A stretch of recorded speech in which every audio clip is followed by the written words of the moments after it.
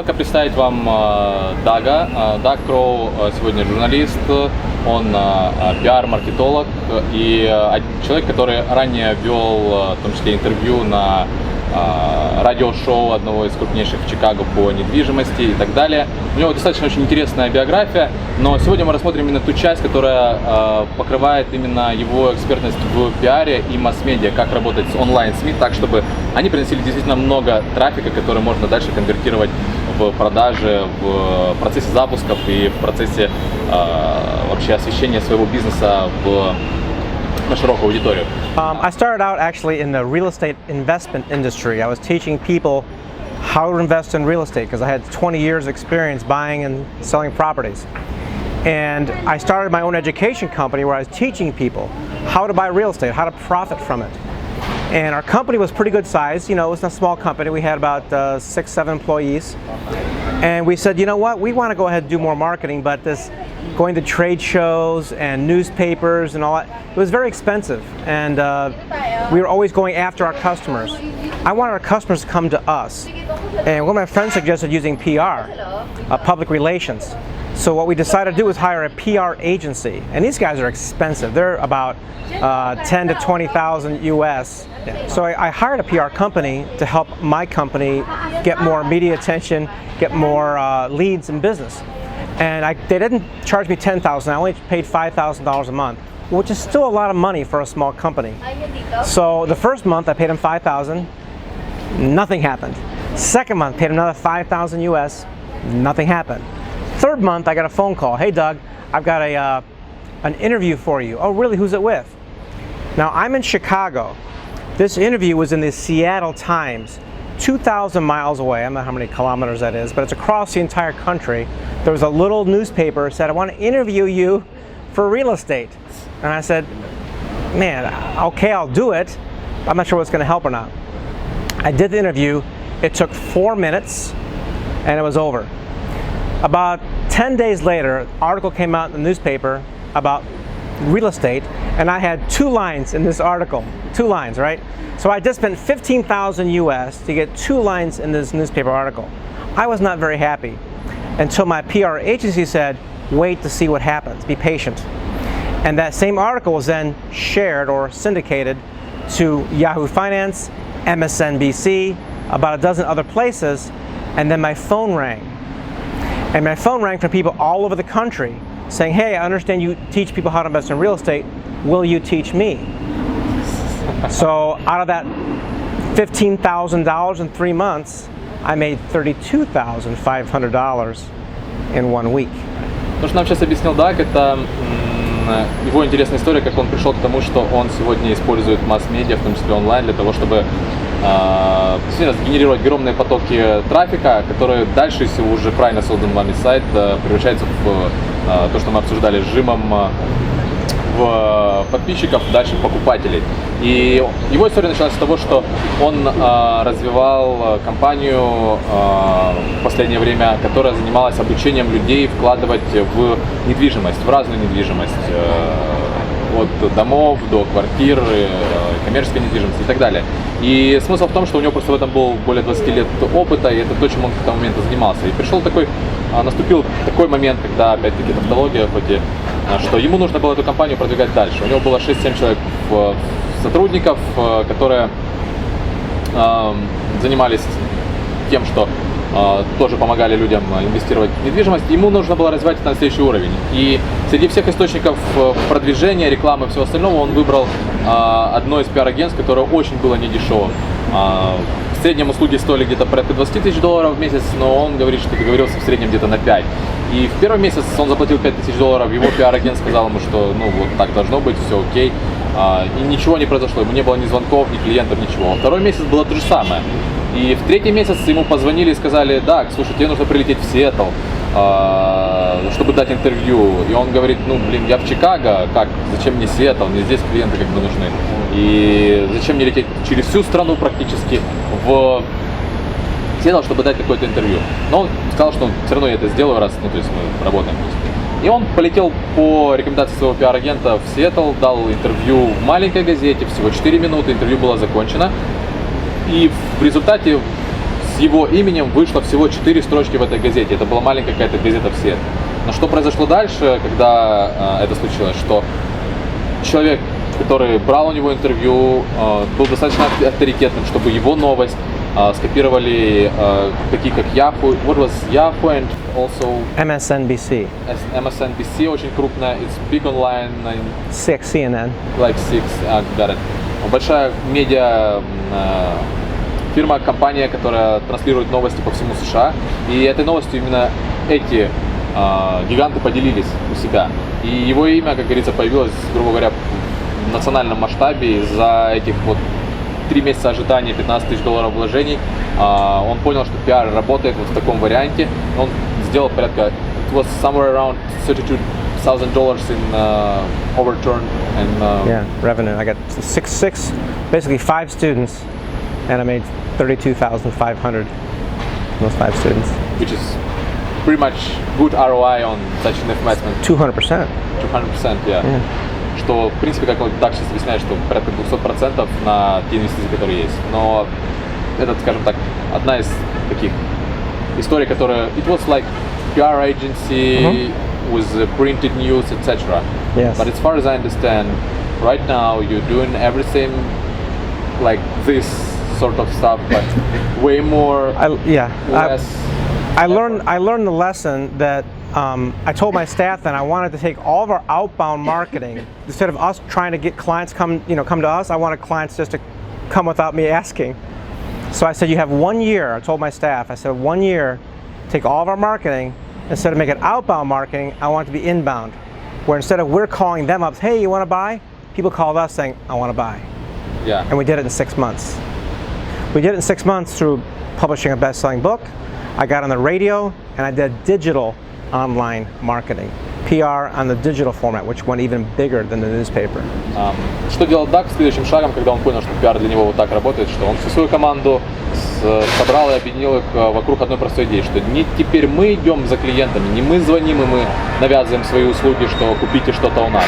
Он сказал, что с этим пиаром он понял одну простую вещь, что ему нужно создавать маркетинг, который привлекает клиентов, которые звонят ему и спрашивают, как нам сделать то-то или то-то, которые обращаются к нему. То есть с помощью маркетинга создать спрос на услугу, а не с помощью каких-то продаж, идти кого-то задалбывать, навязывать и так далее. То, что мы называем еще колхоз-маркетингом, который отмирает у нас очень сильно, когда вы навязываетесь клиенту с рекламой, со всем остальным.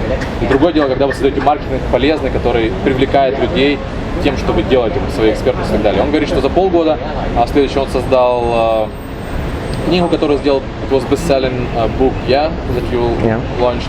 Это книга-бестселлер по тематике, в которой он продвигался. What was next? I got a column, a monthly column in a business journal, and then I picked up to do a radio show in Chicago on one station, and then about a year later, it went to the #1 station in Chicago on ABC. И что делал Даг следующее, что он начал строить свою вот пиар-линию в том отношении, что он выпустил книгу бестселлер, он запустил все свои знания бесплатно для журнала, газеты по этой тематике недвижимости в США и ежемесячно начал выпускать просто статьи со своими рекомендациями, обзорами рынка и всем остальным. И плюс ко всему смог сделать радиошоу на данную тематику. As far as I remember, you were saying that Kiyosaki was interviewed in your studio. I had Robert Kiyosaki on my radio show once. I had his wife on 2 times. She was a better interviewer, actually. Laurel Langmeyer, a bunch of notable people. So those relationships were important further down the road for me. И что он объясняет, что с помощью радиошоу он смог брать интервью у таких как Кiyosaki, его жены несколько раз, правда, говорит, она не очень хороший интервью. I just explained it. Well, it is what it is. She's a better speaker, what can I say? Да. В общем, пиар-линия дала ему четкое понимание того, что это работает, чтобы создать поток людей, которые интересуются тем, что есть у вас, а не гоняться за ними с каким-то своим предложением. И это очень сильно меняет игру вообще в принципе в вашем деле. Это в принципе то, как устроены запуски, о которых мы говорим в данной мастерской, и то, что вы тоже сможете освоить в ближайшее время. Think of it this way. All advertising is interrupting people. Yep. We don't go looking to read ads. We go looking for news, information, education, sports, politics, right? We look for that kind of information. We don't look for ads. Yes, of course. Ads are meant to interrupt us. So what I do is I'll take news, sports, politics, information, and I'll embed our marketing inside that. So as they're looking at the news, oh, there's how I can invest in real estate. They're reading about the real estate trends in the industry, it's news, and then here's a guy who can help you solve the problem. Or I have a new product out there and it's related to the news. So I'll write the news article and then embed my client inside it. When I was working on things like that, trying to figure out how make ads work for us even, I came up with an idea that ads should be hidden inside some useful information. Right. I call it valuable sales viral marketing because it goes viral, it's valuable, and it sells. Like you just, Right. and this is just, you know. Right. But even more so, what I do, one extra step, I'll take a trending story, something people is hot in the news. Let's say there's an airplane crashes, right? Yeah. That's in the news, right? So maybe my client has something to do, a new suitcase or new luggage out. I'll talk about this airline crash and how it was a tragedy that people died, whatnot. Strangely enough, only one kind of piece of luggage didn't get hurt, didn't get scratched. This guy's luggage. You know, so I'll take a trending story and put not just any story, but something that people are already looking for. Right now, it's like got it. It's hot in the news. Hot in the news, and it's main emotion right now in the world. Right. And that could be a holiday. It could be anything. Anything, yeah. Yeah. Что Даг делает, и очень в чем классная вещь, здесь в чем мне очень нравится то, что он делает, потому что это очень резонирует с тем, что мы сегодня очень сильно популяризируем, это вирусный продающий маркетинг ценностей. Это технология, которая позволяет нам в новость полезную, в информацию какую-то интересную для нашего клиента внедрить что-то свое. И когда он читает эту информацию, как объясняет сейчас Даг, берется новость, которая в тренде сейчас, например, упал самолет или еще что-то, она обозревается. И в этой новости просто упоминается о том, что вот единственный чемодан, который не пострадал, это был чемодан вот такого-то производителя фирмы или так далее. Это скрытая реклама и так далее. Это один из вариантов доминирующих эмоций, трендов, которые вы можете использовать как для того, чтобы сесть на хвост буквально этой новости с своей информацией о своем бизнесе, полезной, которая будет для клиентов, и сконвертировать их потом в поток посетителей на сайт и в клиентов. Вот как он объясняет, что это то, что позволяет с помощью пиара создать действительно обратную волну именно клиентов к вам, а не так, что вы за ними бежите. То есть вы создаете интерес, давая что-то полезное внутри этого контента. И как он объяснил, сейчас есть спорт, есть новости, есть что-то обучающее, политика. It was sports, politics, education, News. Yeah, okay. И новости. Это то, что чем люди интересуются реально онлайн, потому что они не смотрят рекламу, они не идут в интернет для того, чтобы смотреть адвертайзменты и рекламу. То есть их главная цель – это получение вот этих пяти. И когда вы можете связать, как Даг объясняет, embed, то есть встроить свой продукт, информацию о своем продукте с полезной точки зрения в эту информацию, вы получаете эффект, когда люди к вам обращаются как к человеку, у которого могут получить совет, как бизнесу, у которого могут получить совет и так далее. И это работает как для любого товара, вида, услуги, ну, практически для продажи, опять-таки, всего чего угодно, с той же степенью эффективности, как и просто нужно продвинуть какую-то новость дальше. And this is something that you start, as far as I understood, to scale up for your business and for... Right. As soon as I did it with my business, I learned that other people needed the service as well. So I launched my company recently called Authority Fusion, where I actually help people infuse their authority in any demographic they want. We do that through a best-selling book. I put them in the news, and I teach them how to do a good job when they start getting on the radio and TV as guests. Because this is something that probably instantly increases their credibility. Huge, and faster than anything else. Every single person you see in the news or as a celebrity started by not being one. Yeah. Everybody starts from zero. The path to get there is by accident if you're like an athlete, right? But if you're a politician or if you're a business person, you do it on purpose. You do it with intent. Следующая мысль классная, которую Даг сейчас озвучил, это то, что человек, даже который никогда не был публичной личностью, никогда не имел вот этого селебрити статуса и всего остального может стать на это место очень быстро, когда у него есть такая цель.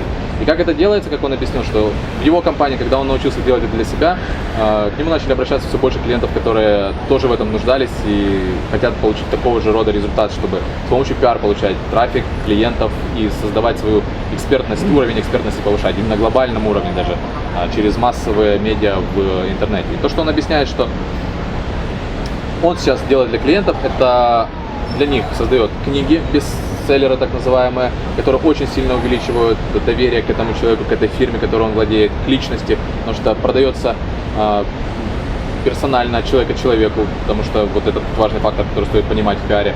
А следующая вещь, он делает их участниками радиошоу и новостей, делает так, чтобы их информация пошла в статьи, газеты и так далее.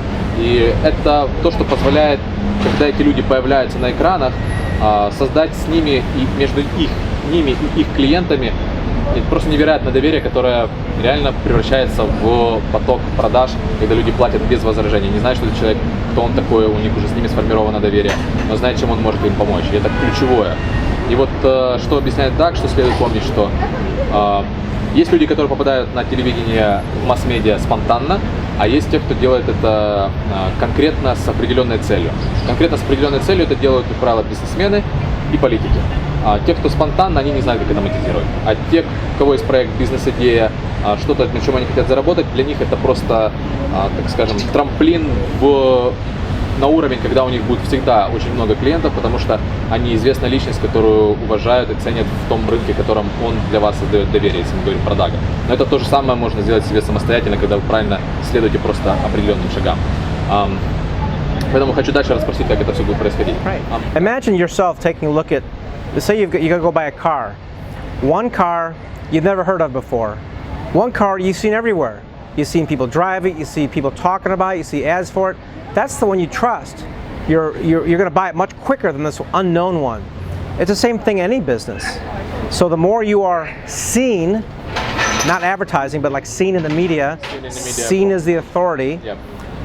That's what really builds your credibility and authority. То, что сейчас Даг говорит, что вот если возьмете как пример две вещи. Вот есть машина, которая постоянно появляется в новостях с точки зрения обзоров, того, как она ездит, какая она комфортабельная, когда это в передачах, когда показывают ее скорость, как она соревнуется и так далее. С точки зрения, когда она не просто рекламируется в лоб, где купите просто и все, а когда она обозревается, когда показывается, чем она хороша. И с другой стороны, вот есть машина, про которую ничего не говорят. Какую бы вы выбрали купить? Ту, про которую вы все знаете, уже слышали, какая она классная, крутая и так далее от людей-экспертов. Или ту, которую вы никогда не видели. И, соответственно, это риторический вопрос, и выбор у вас будет очевиден. То же самое с публичной личностью. Когда о ней никто не знает, ей доверять сложнее этой личности.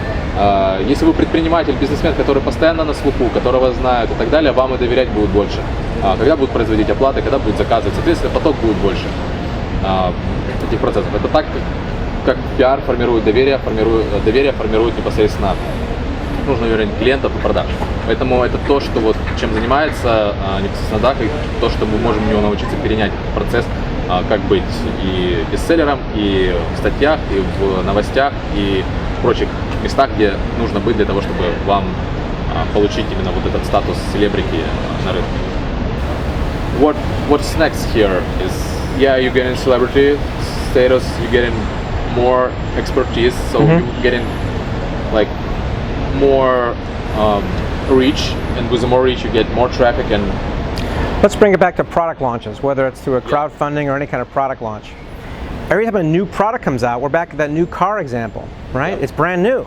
Haven't heard about it. Never heard about it. No trust, right?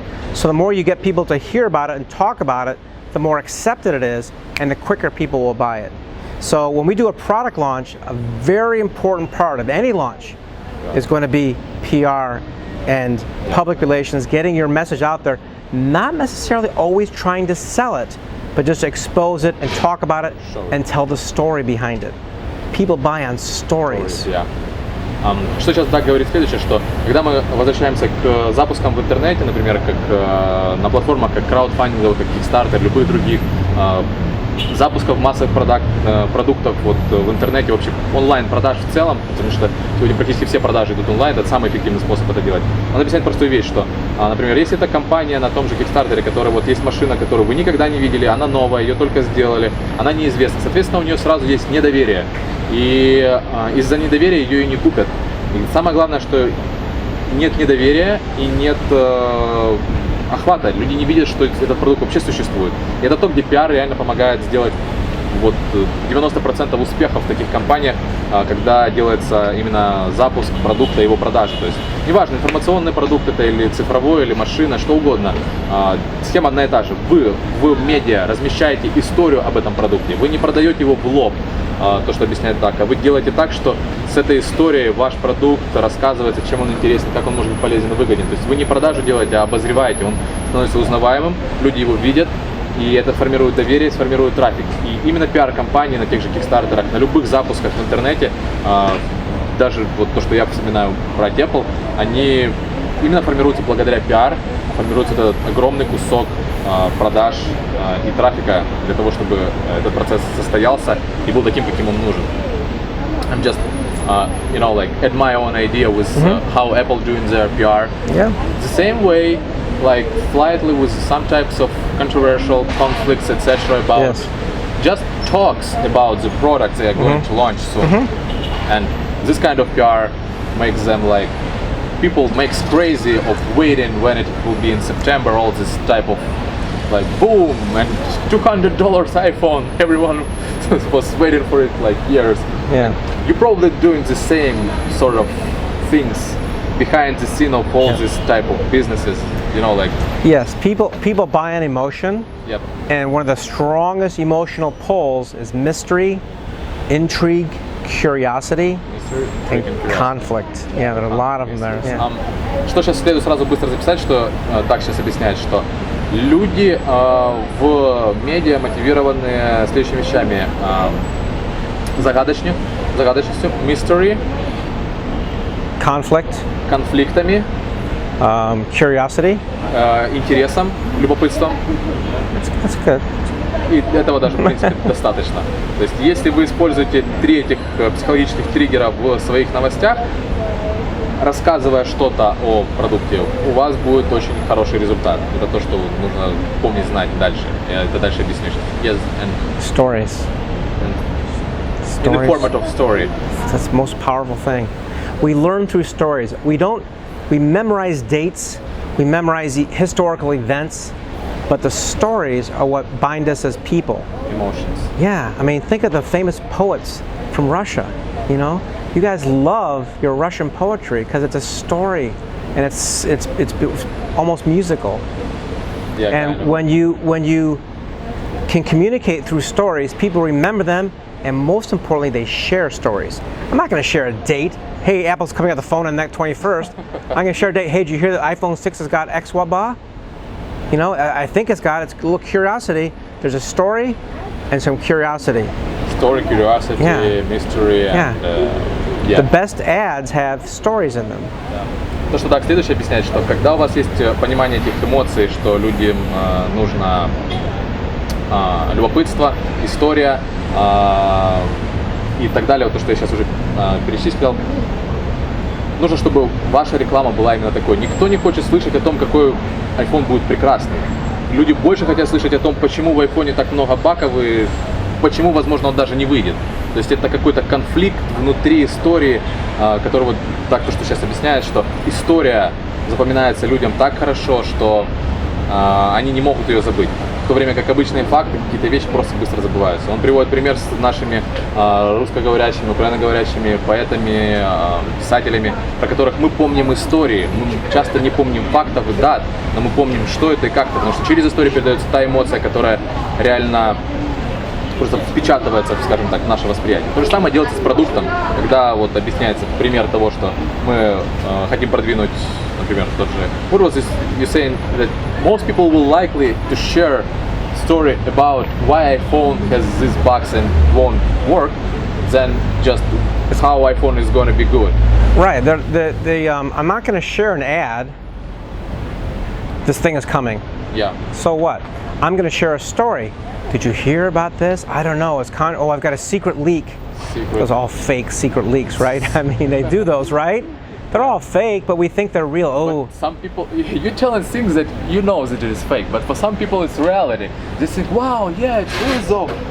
I just need to explain that. go for it in Russian. Вам сейчас нужно понять следующую вещь, что человек, который перед вами сидит, он формирует новости, которые вы читаете очень часто. И он объясняет, что вот эта вся секретность, о том скандальность и все, что вы видите в СМИ, это специально спроектированные технологии, чтобы заставить людей делиться, вовлекаться и так далее. То есть, если вы сейчас это узнаете, поймете и сможете, самое главное, использовать для развития своего дела, любой идеи и всего остального, вы просто, ну, как бы это правильно сказать, выйдете на принципиально новый уровень вообще качества даже жизни, потому что у вас не будет просто мусор загрязнять вашу жизнь, а будет помогать развиваться только бизнесу с помощью тех технологий, которые Даг сейчас рассказывает. So, we just covered all this stuff with how to make PR work for your business, for launches, etc.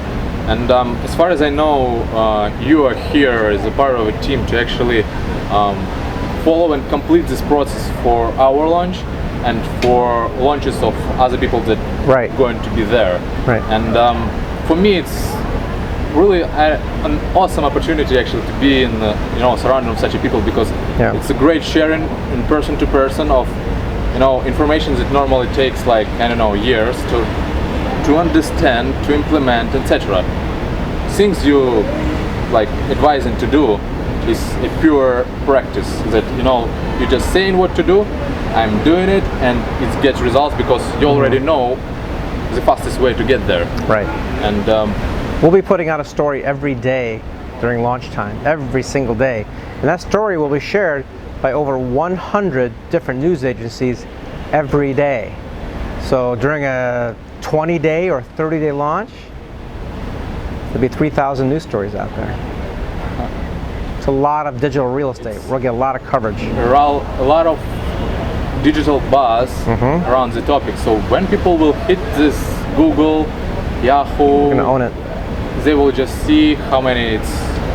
Because news ranks higher, especially when it's trending. Yep. When there's a topic out there and it's a trending topic, people are looking at it. They want to see what's going on.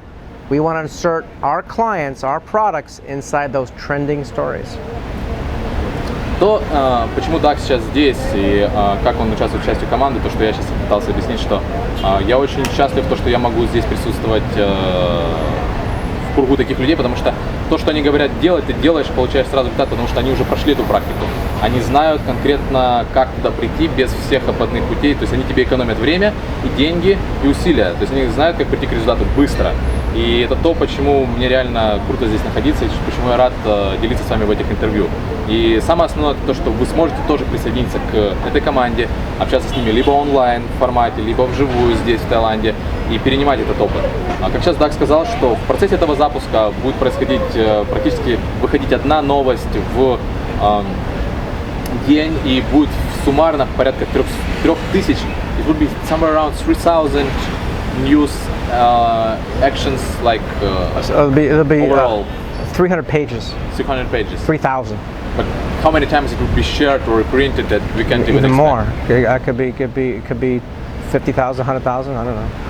Yeah, it's just something that's not in Give control. me an example. The last one I did on an Elvis story, it got picked up by 120 news agencies and was shared 10,000 times. 100. I got it picked up by 120 news stations, picked up one story, we went to 120, and then I got it viewed 10,000 times on one story. И то, что Даг объясняет, что в процессе этого запуска, в том числе у каждого, кто будет участником, кто будет учиться этим процессом именно интернет-запусков, он объясняет, показывать будет тоже, как делать так, чтобы новости выходили в новостные медиа, из которых они идут дальше, вирусно, еще дальше. То есть, как он сейчас приводит пример, что он делал... It was a book for Elvis. It was a story I did about it to support a book, yes. Он сделал продвижение книги про Элвиса Пресли, или о Элвисе Пресли, я сейчас точно не знаю, как это было. И он создал историю, который начал продвигать эту книгу. И что произошло, что когда он эту историю разместил на новостном портале с соответствующим уже знакомым ему охватом, эту историю подхватили еще 100 медиа разных в интернете, И всего более 10 тысяч разных онлайн-медиа поделились этой историей на своих сайтах. То есть получился огромный многомиллионный такой охват данной истории, данной книги. And as a result, it's like 10,000 media shares of one story. Of one story. Yeah. And we're going to run somewhere around. We're going to do 30 stories at least with our product launch, and we're going to help other people who work with us do the same thing for their launches. Make sure we say this. This is important. Great. I didn't know that. I didn't hear it before. Okay. Что сейчас Даг объясняет, что те люди, которые будут здесь и кто будут участвовать в мастерской американских интернет-запусков, Даг объясняет, что в том числе мы такие истории будем делать для ваших продуктов и для ваших запусков. То есть для нашего запуска, который будет сейчас, Даг запланировал сделать порядка 30 историй, каждая из которых просто даже мы не можем до конца прогнозировать, насколько вирусно она пойдет, но, как правило, это работает очень хорошо. То есть вот как сейчас он объяснил, что одна история, 100 новостных медиа, из них потом разошлось до 10 тысяч охвата. Поэтому здесь в том числе у вас будет возможность научиться делать так же, и в том числе получить готовые истории о вашем продукте, который вы собираетесь запускать. И это то, почему в принципе имеет смысл быть здесь, рядом с этими людьми, не просто перенимать их опыт, но их практику и их услуги, которые есть, чтобы посмотреть, как это будет работать для вас. Just explain this part with that anyone actually can have a story for themselves to make it wide, like with your PR service. Great. I'm really appreciate your time and want to say great thank you for sharing this with us, and I'm really lucky to be someone who translates this and spreads the word into might say like Russian, Ukrainian, Kazakhstan media. I know YouTube, wherever it would be. Wherever we can help them out. There's people looking for your solution, so let's get it going. Yeah, and it's really great knowledge. Thank you very much for that. You bet, thanks.